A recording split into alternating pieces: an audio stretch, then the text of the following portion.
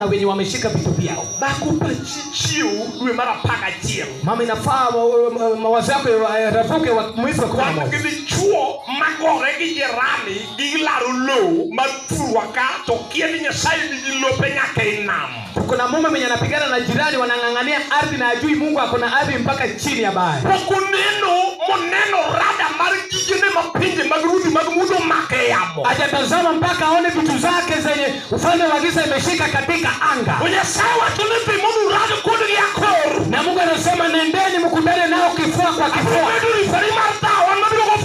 Nitakuwa referee wa kiu ya hiyo vita, nitakuwa na filimbi. Hata kama atakuangusha sitapiga filimbi ya kwamba amekushinda kabla ushike kwa mkono. Nilisema kuna wamama walianguka mwezi wa 7. Na anasema bingu ndio referee, sijasikia filimbi. Anarudi kwa mbao mara nyingine zimekutana.